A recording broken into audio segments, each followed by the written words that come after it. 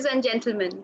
I, Vaijayanti Ghosh from Mumbai Toastmasters, welcome you all to the 29th session of Leaders Are Readers Book Club. Now, if you go on Google and type how to overcome the fear of, the first thing that automatically comes is death, and the second is public speaking. So you cannot do anything with the first one, so you can just ignore. But for the second, a lot can be done about it. But the problem is, in communication, words have different meaning for everyone. For example, the word overcome. What does the word overcome mean to you? For some, overcoming the fear of public speaking means that you go up on stage and you just speak, in a natural way, in a calm, composed, and relaxed manner. While for others, it means that when I go on stage, I must ensure that I don't forget or I don't go blank, right? So the word fear, and as for that matter, the word public speaking, all has different context to different people. For some, public speaking means standing in front of 10,000 people to get the standing ovation. For others, it is standing in front of bosses to give effective speeches to impress them. While for others, it's standing in front of juniors to just inspire them, right? So in the light of all this, it's very important for all of us that we overcome the fear of public speaking. So in the light of this, today we'll have a wonderful session by a phenomenal public speaker. And you're wondering who is she and what experiences does she have that she would come and coach us to get rid of the fear of public speaking? Well, let me surprise you with her stellar experience. She has memories of having spoken to the president and the finance minister, who later became the president. She has spoken at international meets of International Monetary Fund and World Bank meets with the finance minister. She won the Best Debater Award in the Civil Service Academy and also got a rolling trophy. She has mentored students from IIM Ahmedabad, Bangalore, and Calcutta, and currently she is also coaching lawyers and NLP practitioners. She gave speeches at All India Management Association and Swami Ramakrishna Mission, Lucknow, just to list a few. And you can find this stunning personality at our YouTube channel, Facebook page, and Twitter account, Instagram account, which is all dedicated for communication with the handle Anusha Khurana 7. She is also currently writing a book on how to banish the fear of public speaking. And today we are extremely privileged to have her here to share some excerpts from the book. Now, without further ado, let's join our hands to welcome our keynote speaker of the day, Anusha Khurana.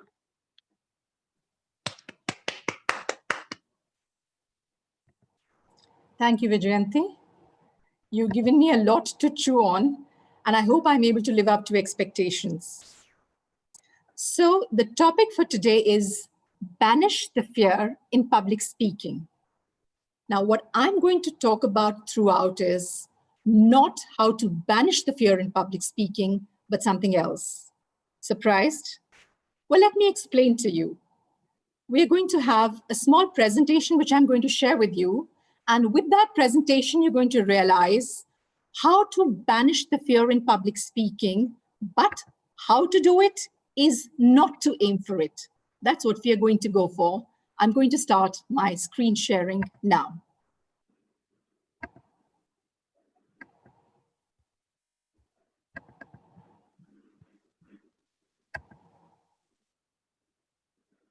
Well, this is something all of you are familiar with. Speakers from times immemorial have been speaking and they've been without fear, or have they? That's what we're going to find out right now. Your fear is like an ice cube. Can I request all the participants to have their videos on, please? Because I'd like to see your reactions and I'd like to see you functioning. Imagine your fear is like an ice cube, which is on a table right in front of you, in a plate. And that ice cube starts from temperature of 20 degrees Celsius, 22, 23, 24, 25. Nothing's happening to the ice cube. 27, 29, still nothing. 30, 31, and finally 32 degrees Celsius. This, ladies and gentlemen, is the ice cube experiment, at which time the ice cube starts melting. So that's exactly what our fear is. We keep on going on a plateau where the fear refuses to go. Thereafter, at one particular point of time, that fear disappears. And that is called the breakthrough moment. And that's exactly what we're going to be aiming for, the breakthrough moment, where we build up the potential to unleash a major change. And what's the change we're going to be looking for? We're going to be looking for banishing the fear in public speaking. I've researched a lot on James Clear, who's written a book called Atomic Habits. And that has a lot to do with what I'm going to present to you right now.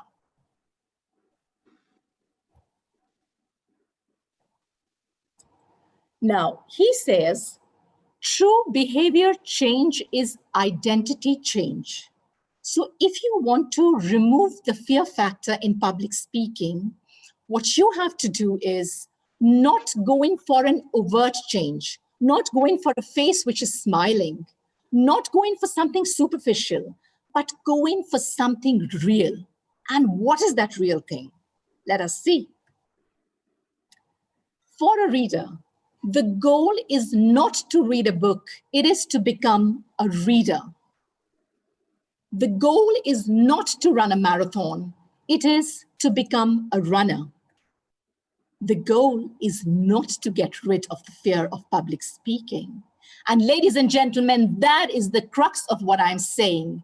It is to become a speaker.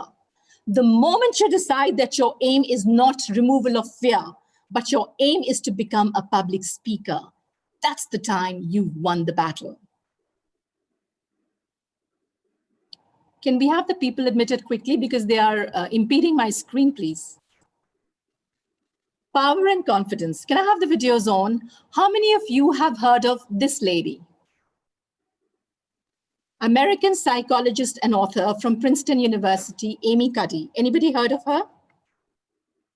How many of you have heard of the theory of power posing? Amit, are you there in the audience?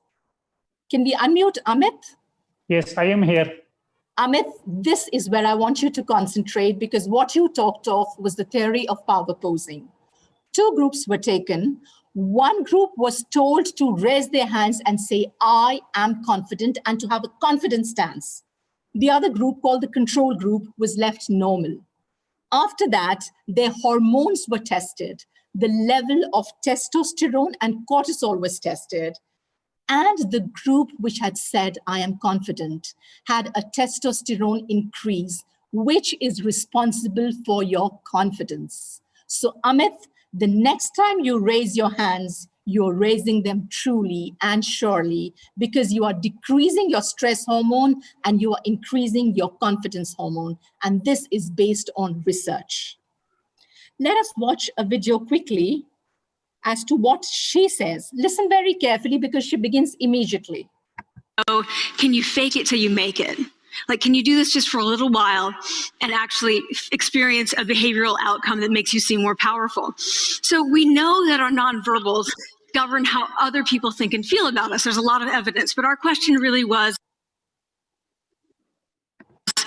do our nonverbals govern how we think and feel about ourselves?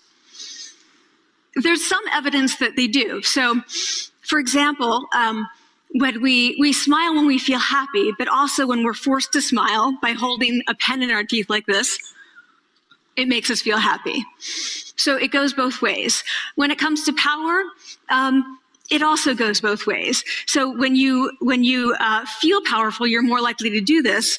But it's also possible that when you pretend to be powerful, you are more likely to actually feel powerful.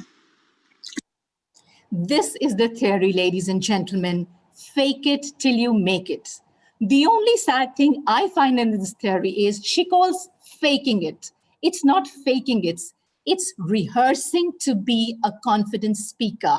But because it's a very catchy phrase, all of us love hearing it. Fake it till you make it. So the next time you want to banish fear in public speaking, the first thing you've got to do is have a lovely smile on your face. And talking of smiles, here we have a fantastic smile coming up. I'm going to play another video for you in which you're going to see something which you would already be knowing.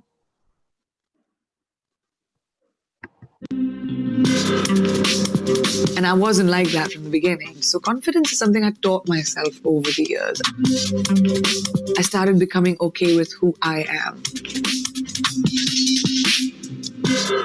I was nervous that how would America and global entertainment react to an Indian girl playing the American hero. But it doesn't matter as long as you're convincing as a part. It's not the sympathy that you want, that, oh my God, as a girl, you don't get the jobs. It's hard, we're willing to work for it. This profession is the best illustration of confidence, at least overt confidence or lack of it. What lessons? Quickly, 2 lessons from this video. Abu. Abu? Hi, Anusha.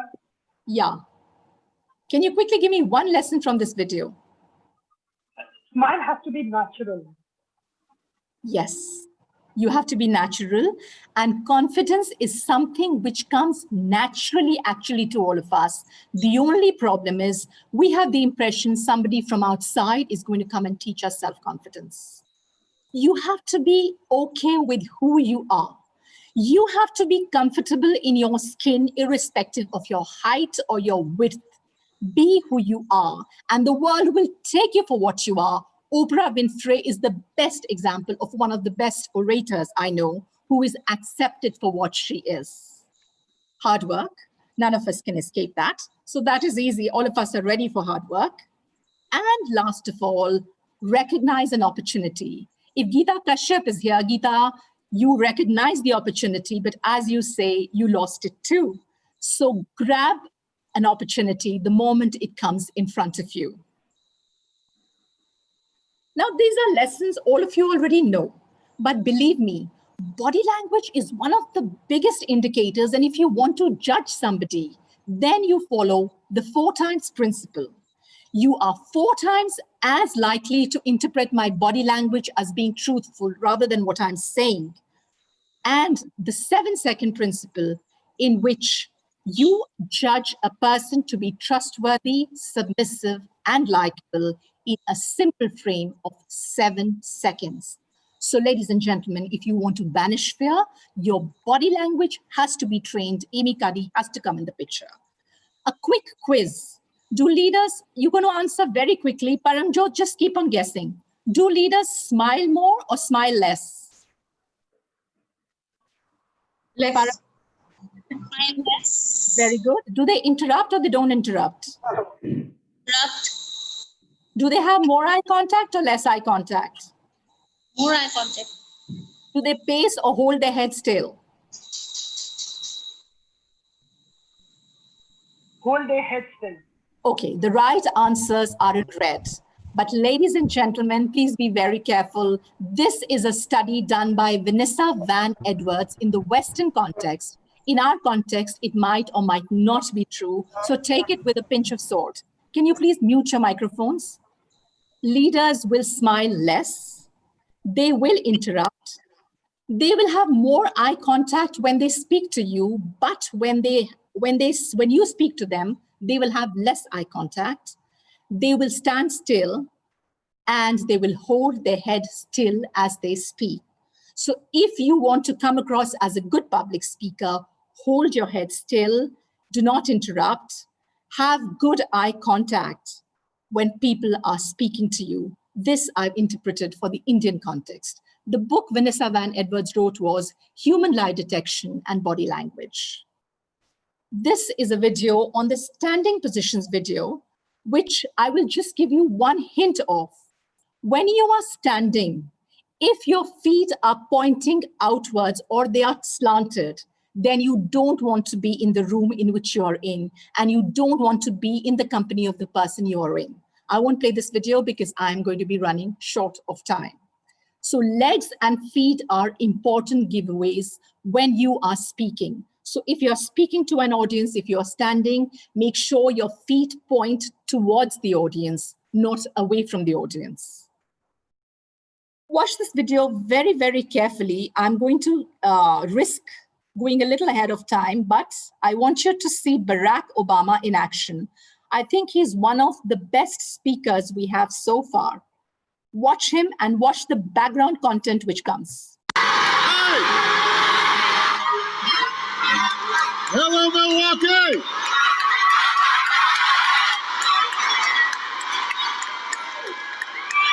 How's everybody doing? Are you fired up, Wisconsin?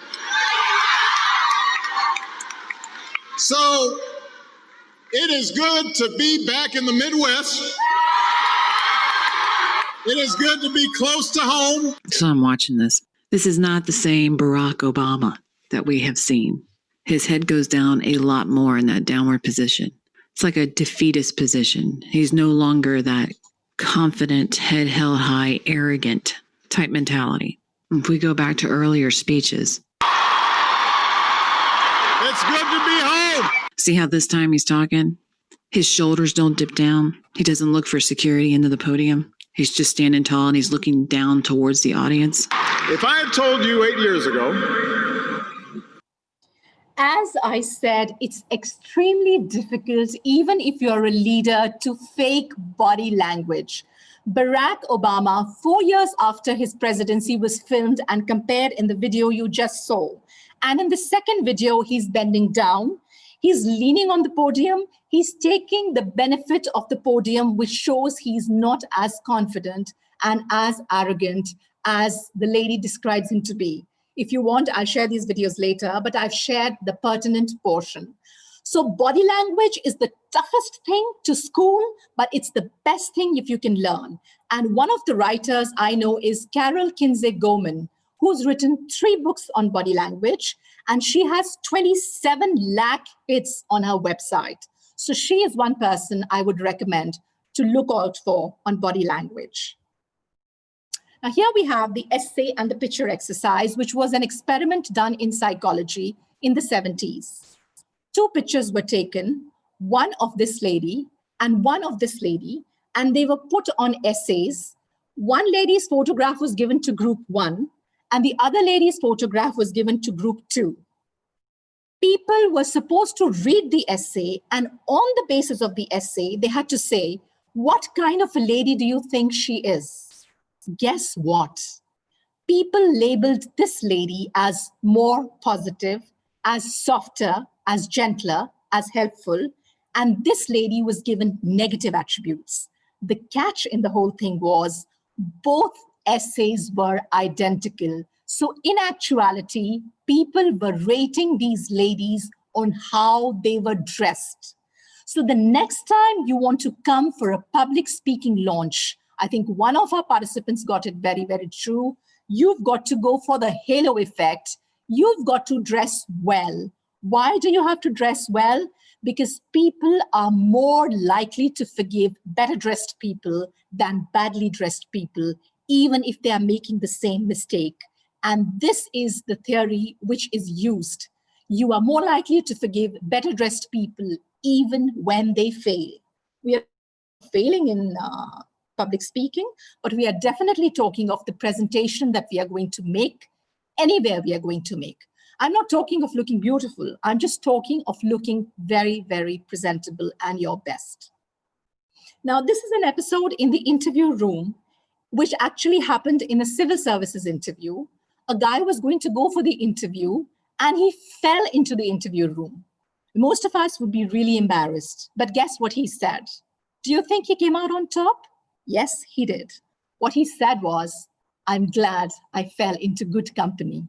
And yes, he got into the civil services simply on the basis, hopefully, of this answer. So this is an indicator that failure and nervousness are integral to public speaking. They have to be there, as James Clear said. It's how you handle it that's going to make you decide whether you're going to come out on top or whether you're going to be groveling where everybody else is. Now, this is a lot of research done by Jack Canfield. He's researched on the fear factor and he's given 25 principles of success. The first principle he gives is scale down the risk. Most of us are Toastmasters, so when you begin to present, if it's your first time, go for being a sergeant at arms. Go for being a timer, a grammarian. Don't take on the TMOD immediately, because start at a lower level of skill and work your way up is always better.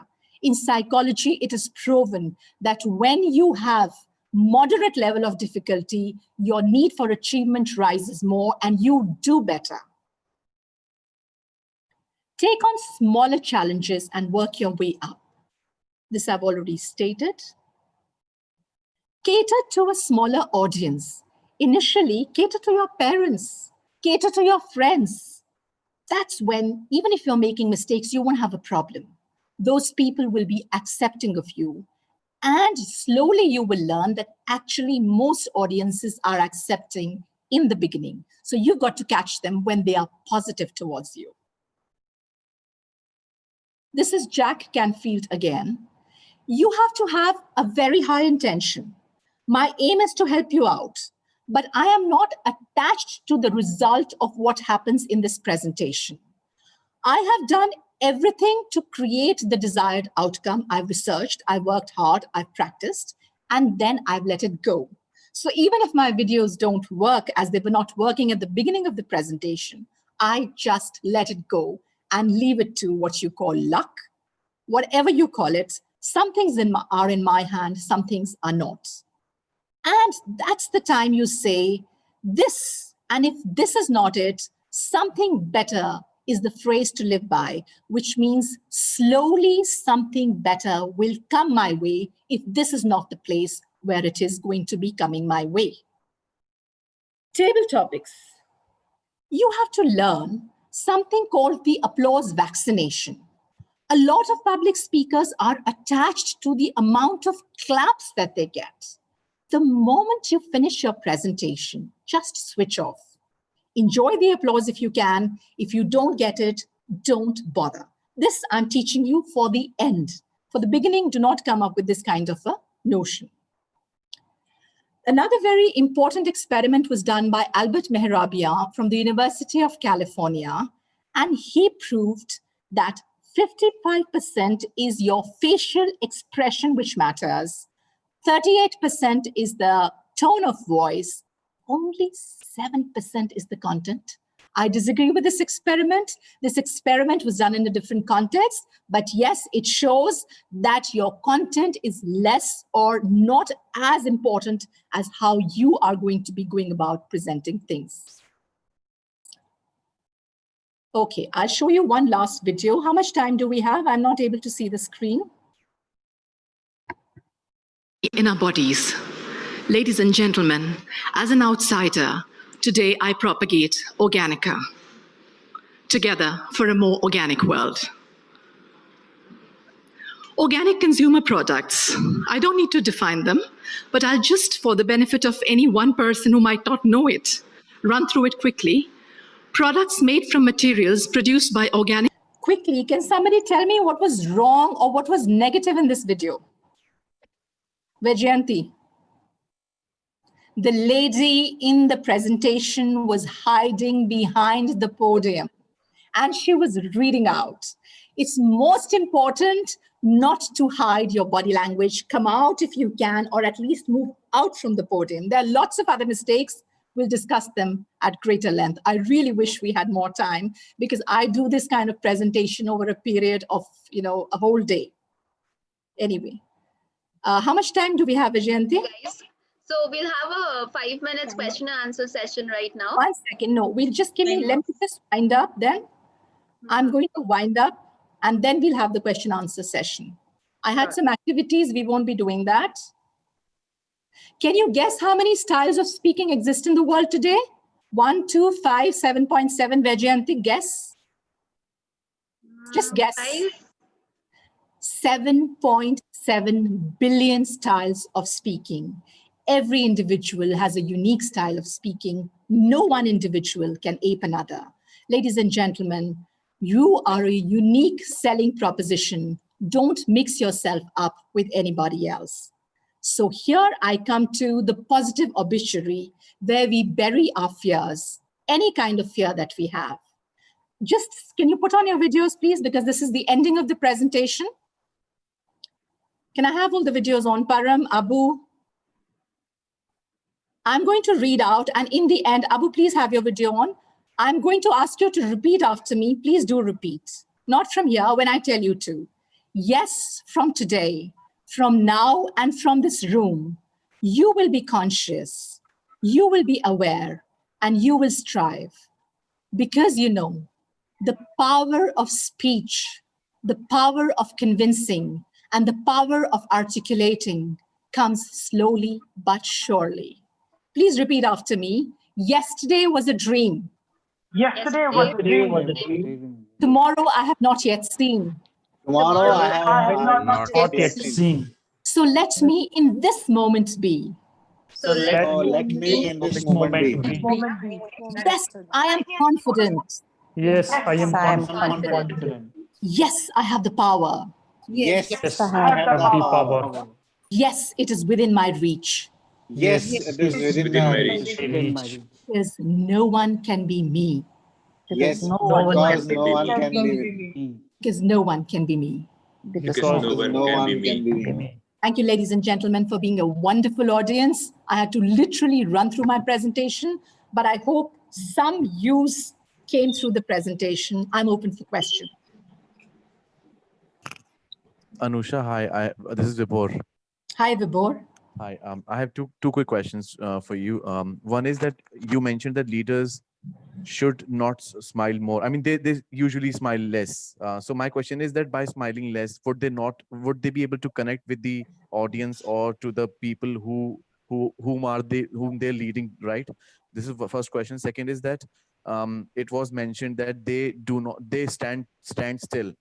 So if we talk about public speaking, is it not good that I read somewhere that it's important to go through each portion of the hall so that you connect with every portion of the audience there, and you should keep moving. Yeah, Vibhor, I had answered this question during the presentation. Yeah, This is a presentation from Vanessa Van Edwards, which is taken from the West. Yeah. Take it with a pinch of salt. Smile all you want. Don't interrupt. Be one with your audience because you are speaking in the Indian context. So what I said, you have to interpret things according to what you find right for your context. When you're addressing people abroad, please feel free to go and interrupt, though I'm kidding. Yeah, any other question? With your perception, what I said was is relatable, right? Yes, it has relevance. I said in the Indian context, our smiles mean a lot to the people we are talking to. It helps them connect and it makes us comfortable. And Amy Cuddy comes in the picture because she said, smile and your body will react according to the smile. Yeah. Thank you, Vibhor. I have a lot to talk about your video, but later. Sure. Any other question, please? Hi, Anusha. This is Ambalika. Hi, Ambalika.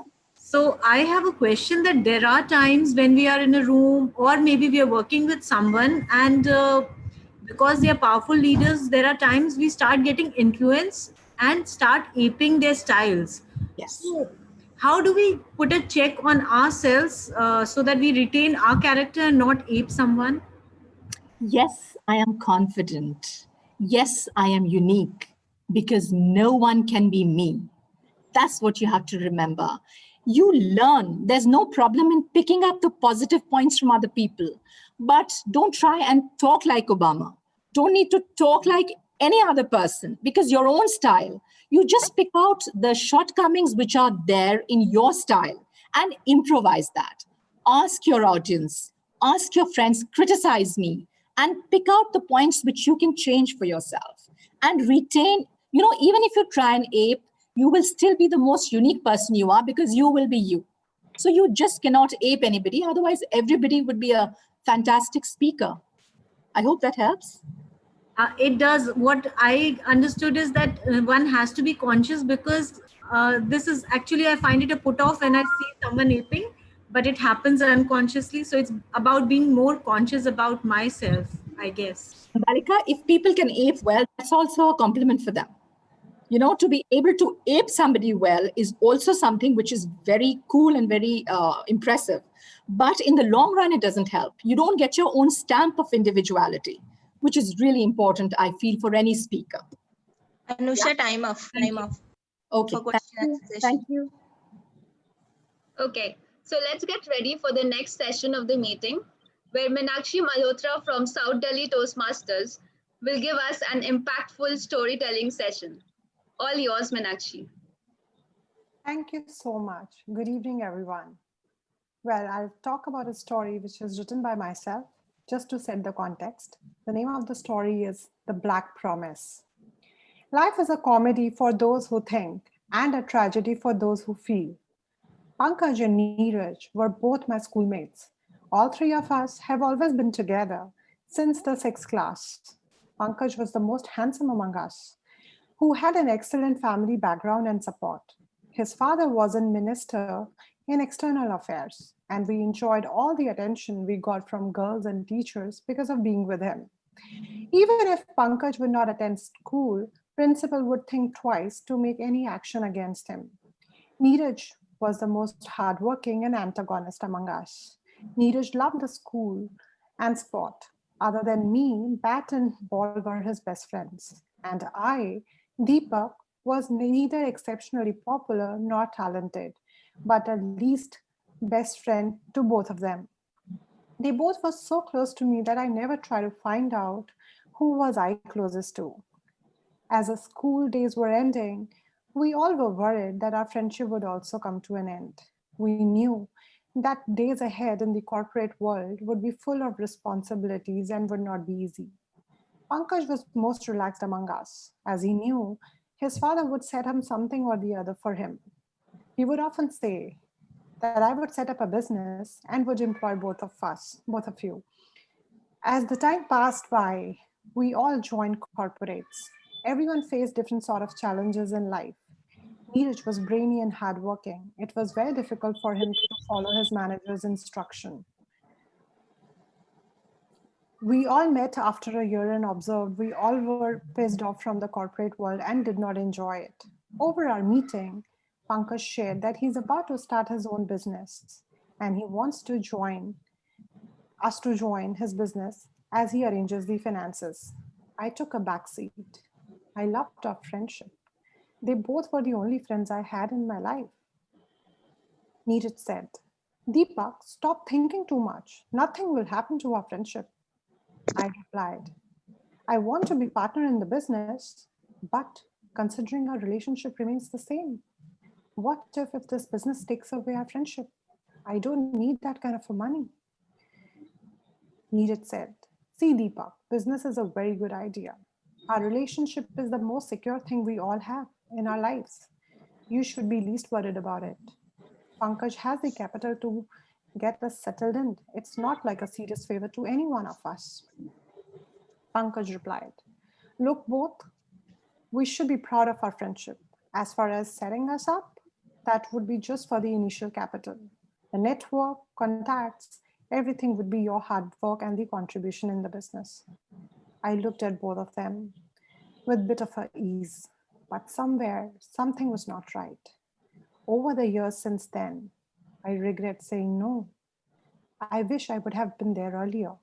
It might have made all the difference. So all I can say and tell you is why he was murdered. It was the hot August afternoon in 2012. I received a call from Neeraj that he's going to quit the job again. It was his second job in this year, and we all three celebrated his second failure. What a night it was. 3 of us drunk had a hell of a time. That night, apart from being schoolmates, we became the business partner to a construction company. All 3 of us used to spend days and nights at office. I could see the number of requirements kept on growing. During the period of 6 months, Pankaj had no longer needed to invest in his business The way Neeraj used to manage clients, soon all the clients kept asking for him. I could see many meetings where the Pankaj face was a bit stony. But that day he was looking relaxed and calm. I was happy that everything was settling down. But that night, I got a call from police station telling me Neeraj is no more. That was the moment in my life I had been paralyzed by fear. The whole incident shook me to the core. Imagine a close friend who annoyed me since childhood will never speak to me now. I just could not settle. After a few days, I got a call from Pankaj in the hospital. And with the overdosage of sleeping pills, he's undergoing a therapy. I rushed to see him in the hospital. I was too scared to lose another friend. But then, the way Pankaj looked, I saw a different light for the first time, as heartless man, and realized the intruder was none other than Pankaj. Later, the judge found Pankaj innocent, temporarily insane during the incident. A panel of 5 psychologists and psychiatrists saw he was psychotic during the fight. Pankaj claimed he had been planning to commit a suicide because of the business taken over by Neeraj. And he gone to Neeraj to tell him he's killing himself. Meenakshi, time off. Thank you, everyone. Thank you, Meenakshi. So after this wonderful round of presentation and storytelling, we now have another interesting round. And this is something very new to this club. So let me first explain you what's going to happen now. So we're going to play role players of authors, book authors, right? So all avid readers in this book, in this club, you all are encouraged to participate, please. So for the first round, we'll have one example round by Anusha and Abu. Anusha, are you there? Yes. Yeah. So in this round, we're going to play the role players of 2 authors, Robert Frost and Shobha Day, right? So what will happen is I'll give a situation for these 2 authors, and the nominees are going to play the role of those authors according to the situation, right? So Robert Frost, we'll imagine that Robert Frost is a cold writer. That is, he's frosty. And he's talking to the hot Shobha Day. So what does he ask her? So Abu being Robert Frost and Anusha being Shobha Day. So what would... I'll be Robert Frost. I'm more frosty.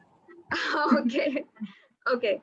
Okay, Shobha. I can't see you, Shobha. You're such a hot creature. We should be able to see you first. There you go. Shobha Day, tell me something. Coming from an author like me, how can you write so much of hot stuff in your books? Do you think people really are able to absorb all that hot stuff? Yes, absolutely. As I'm from India, and I'm sure you know that India is a very hot country. So in hot country, what sells is more hotness. No, but don't you scandalize people? You end up scandalizing people so much. What about that? I suppose I am the one who guides their, I just go ahead and create a platform, and it is up to people to believe or not to believe. As a matter of fact, people have really responded well to all those scandals that I present to them. There's an honor in return when I'm able to go ahead and show to them which they never thought they had within themselves. So Shobha Day, are you faking it till you're making it? It's completely up to you, Robert Frost, the way you see it. I'm a cold person. I see nothing. I just see that what you put across, I would be saying Shiva, Shiva, Shiva. How about you, Robert Frost? Why is it that you are so cold? Are we not supposed to go ahead and sell something that is warm? I'm soft and silent. I'm the iron glove. I'm the iron glove in the soft, soft glove. And so you don't really see the true me. For the general public, I have to be cold. Back to the convener of the day. Thank you. That was wonderful. So audience, are you all ready to participate now? Yes, they are. Yes, Yes. So the next theme would be between J.K. Rowling and Enid Blyton.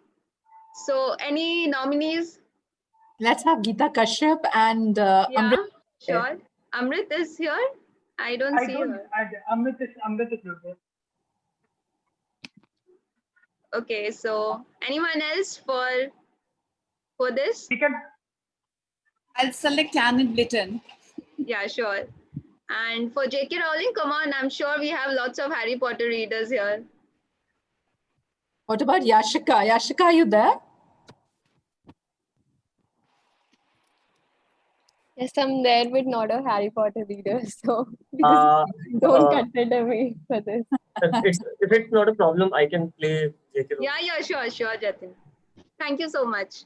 Okay, so the situation is, so imagine Harry Potter on his magic broom. He meets the young group of children from Famous Five who are spending their holidays after returning from their boarding school. So what would Harry Potter tell them? And what would be the conversation between the two?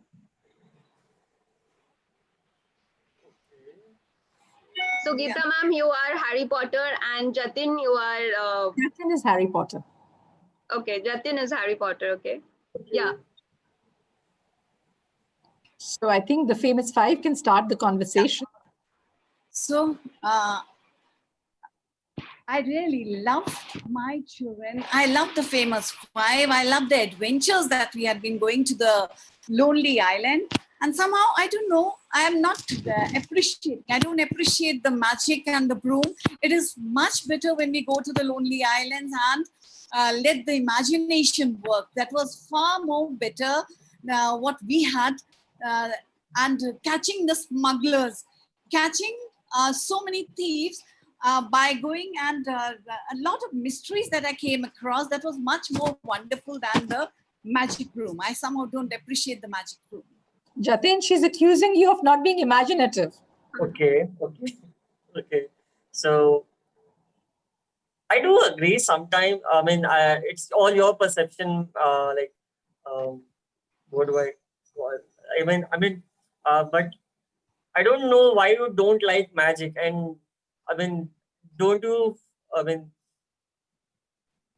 my adventures itself were so magical. My adventures were so magical. It took the children to, whenever the children read those books, they go to a fairyland. They go to their own land and they imagine. I remember. Okay, let me allow you to continue. Jatin, you are the fairy itself. Okay. Okay. So, I mean, that is confused. Don't know what to say. Okay. So,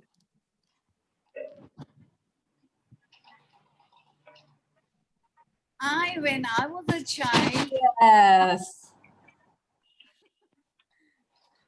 I remember children getting into the fairyland, as I just said. There are so many children. I've got a number of letters from kids. I get so many letters from kids telling me that how they had been imagining and going to various places, and certainly they too had come across various adventures. And my dog, my Timmy, I love the dog. Everywhere the dog was always there to help the Famous Five children. Always the dog was there to support them.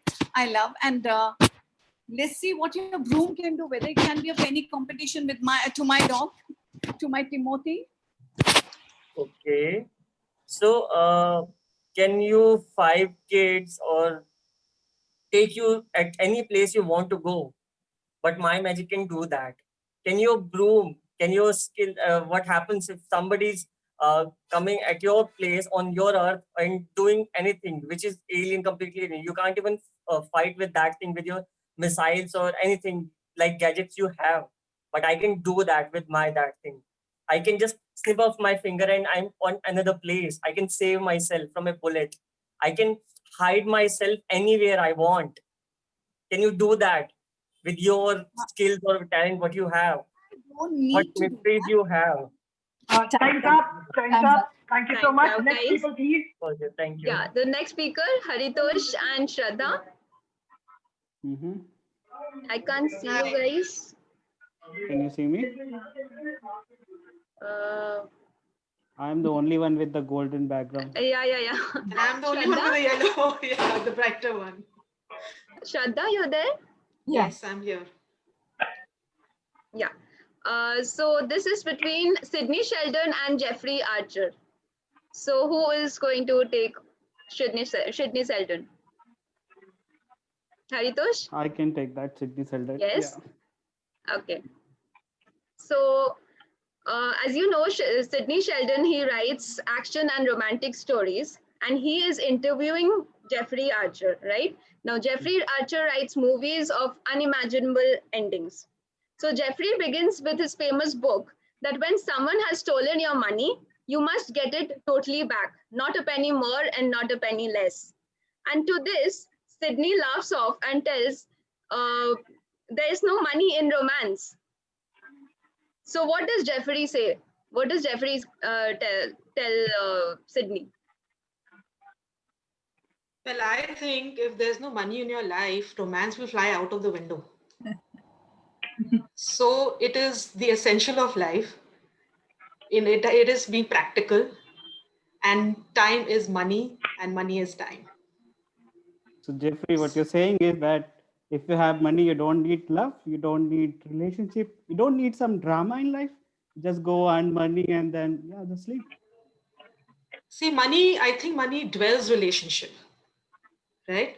If you have the money with you, you will automatically have a relationship as well. We've seen people, when you see a couple, you're like, how can this girl ever go around with this guy? Oh, that guy must be rich. Yeah.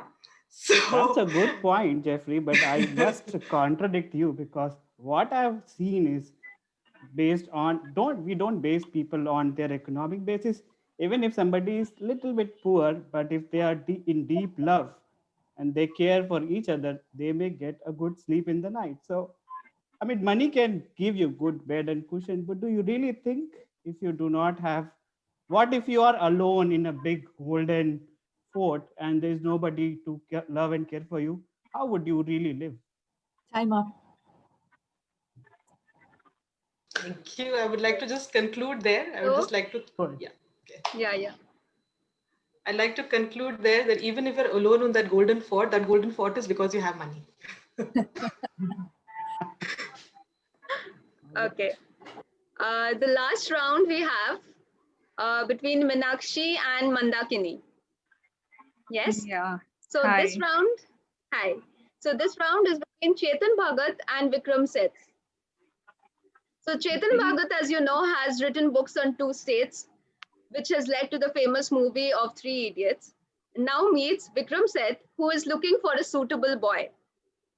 So how would Chetan Bhagat project the boys suitable for Vikram Seth's heroine? I can be Chetan Bhagat. Yes. So Meenakshi. Okay, I've not read. So Vikram Seth, yeah. I'll try to be, Okay, so. So Vikram, So Vikram, you already know, not only that I have written a book, I have already got a famous movie done by Amir Khan for me. So I think I'm a perfect person to take out a suitable boy for you, for your next venture. What do you think? Should I do the honors? Well, a suitable boy, I do not know whether you understand the definition of that. It is much more detailed. It is much more character building. I don't know, with all your fictional novel, you would understand that depths of it. Vikram, but I think you are missing the point that I also wrote A Night at the Call Center. And so much of time at the call center and the stories which we spin, I don't know how much of life knowledge I have got. Not only suitable boy, I think I'm even qualified to tell you a suitable girl for a suitable boy. So let me do the honors. And what do you say, Vikram? Where do you think? Am I taking the plot from you? Well, A Night at Call Center, I would not know how much of justice it would do to a novel like Suitable Boy.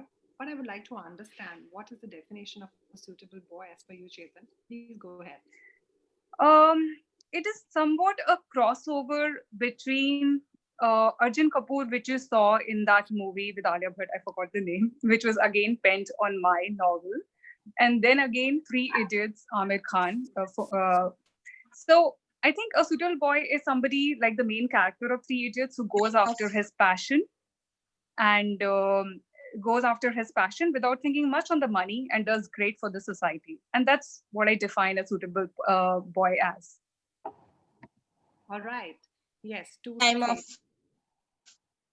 Okay. But I would like to conclude by saying that Yeah. there's no one as a suitable boy, Mandakini, Chetan. It all depends. The beauty lies in the eyes of beholder. So a Yes. suitable eye would differ from person to person. Yes. Thank you. Thank you. Thank you so much. So with that, we come to an end of the competition, and thank you all for your active participation. So we'll have our polling sessions on, right, Abu, right now? Yes, Param, you are ready with the polling? I think we can avoid Abu and me because we were just demonstrating. So people don't vote for Anusha or Abu, okay?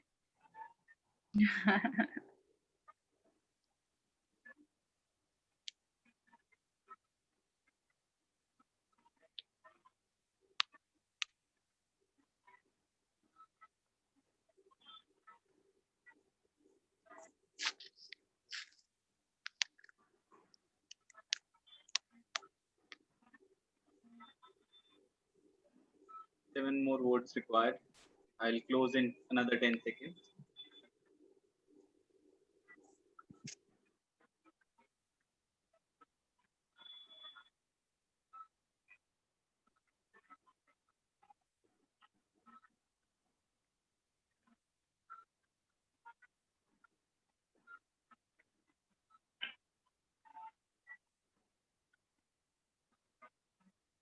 You can go ahead. I will ping Vajanti. Vajanti, if you can give the names of the winners. I'm pinging you, okay?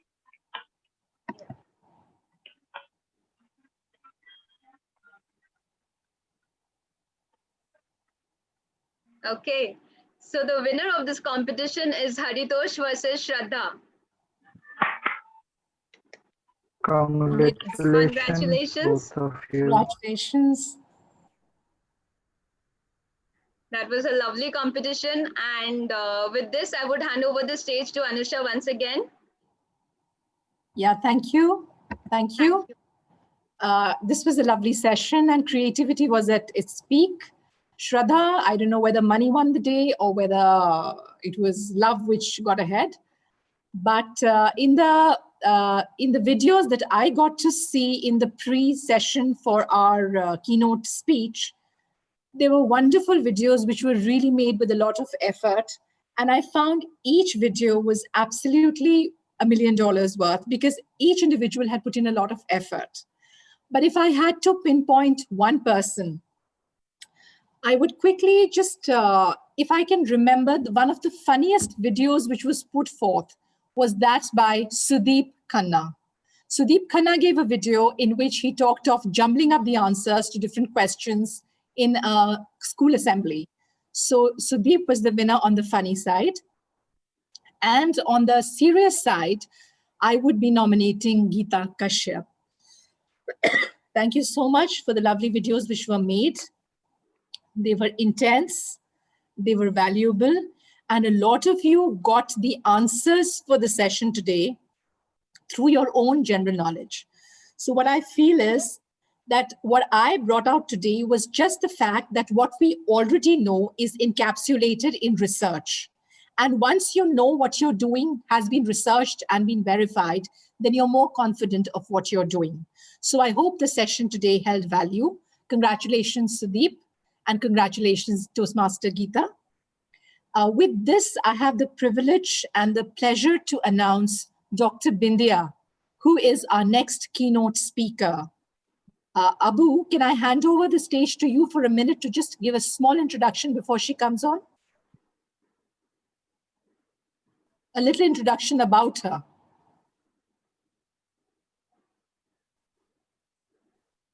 Or maybe we can, Abu is, the signal is not clear. Dr. Bindia, are you there in the audience?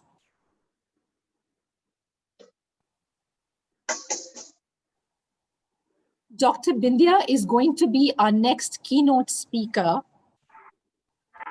And she, I believe, is the doctor from AIMS. Her topic is going to be a revelation for all of us. We all are very fortunate to have professionals who are coming forth and speaking what they've learned through their entire experiences. And we hope all of you register in large numbers as you did today. With that, I hand the table back to the Master of Ceremonies. Thank you so much, Anusha, with a lovely presentation and insights on public speaking. And I'm really glad that I've met you through this Leaders and Readers Book Club. And I wish to get sessions from you for improving my skills in public speaking and going up the ladder in my career. Since I've trained so many people throughout, like I've read your CV and it was like very impressive. Thank you, Vajayanti. Thank you so much. Thank you, Anusha. And thank you guys for your active participation. It was a lovely session. And with this, I hand over the stage to the president of South Delhi Toastmasters, Paramjot Singh.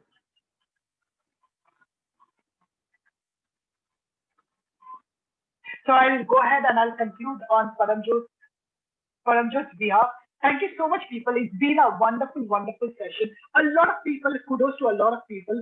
I can never ever forget Toastmasters Sukanya for keeping a close watch and ensuring that everything is as per time. Thank you, Toastmaster Vajanti. I have to say this, when it comes to Toastmaster Vajanti, Toastmaster Sukanya, Toastmaster Anusha, these are all for different clubs. With this particular platform, we get an opportunity to come together and do something collective. So thank you so much. Toastmaster Meenakshi, she happens to be from South Delhi Toastmasters. Thank you so much, Toastmaster Meenakshi. Now, one of the things that we always want people to do is come out and do something crazy, come out and do something nice. And you guys have done a fantastic job. I hope you had a wonderful session. And if you had a wonderful session, we always need the proof. Because कानून को सबूत चाहिए. And one of the saboot that you have is to switch on your videos and let's take a picture together. Okay, please switch on your videos. Trust me, you are much more handsome and beautiful than you think you are. And today, your picture is going to communicate the same. Let me quickly go ahead and take a picture of all the beautiful and handsome people. What we will definitely do is we'll make you a star on all social media platforms. Great. So thank you so much, Toastmaster Srajita, for handling the PR. Thank you so much, Toastmaster Param, for being such a continuous support. Vajanti, Anusha, it was a girl power today. Vajanti, Anusha, Sukanya, Meenakshi, they all stole the show. As a matter of fact, when it comes to the best reader award as well, or the storyteller, or the recommendation, it was Toastmaster Shraddha as well. So great job, Haritosh. We are there, we are as a backup this time, okay? So great job, people. That will be all from our end. We thank you all and we look forward for you coming for the next session because this time it is a doctor from AIMS, okay? So it will be Dr. Bindya. That will be all from our end. I'll say one. Yeah, just before we conclude, thank you so much, Abu, and the entire team, Shrejita, Paramjot, Vajayanti. I've been really grateful to all of you for bearing the intense scrutiny I put you through. Thank you and wonderful session. A biento and bye-bye. Thank you so much. Bye-bye. Thank you very much, everyone. I loved you, Anusha. I love to play you every time. Thank you so much, everyone. Thank you so much. Thank you. Thank you. Thank you. Bye-bye. Thank you so much, Anusha. Thank you. Mutual, absolutely mutual. Thank you. It was my first session, so it was a great experience for me to go through. Gave a lot of food for thought, Vibhor. I couldn't put across so many videos. Your video was food for thought. I'll be offline with you. Sure. Thank you. Thank you so much, Anusha. Jatin here. I mean, it was my first session in the Readers and Leaders Club. So I had a great time. I didn't knew about like this kind of session will happen in that. Very sporting. Jatin, very sporting. And Toastmaster Geeta got you well and good. So I was on your side. Yeah. So whenever I hear anything from you, I learned a lot of things. Remember my first day when I saw you singing. I mean, it was an interview session with another Toastmaster. I guess you are from Pro Editors Toastmaster. So at that time I saw you You were so amazing at that time. I'm learning you from when I get a chance to hear from you. At every time I learn a lot of things from you. And thank you so much for this Thank session. you. Very touched. Thank you so much. Okay, everybody. Bye-bye. Bye-bye to Bye-bye, everyone.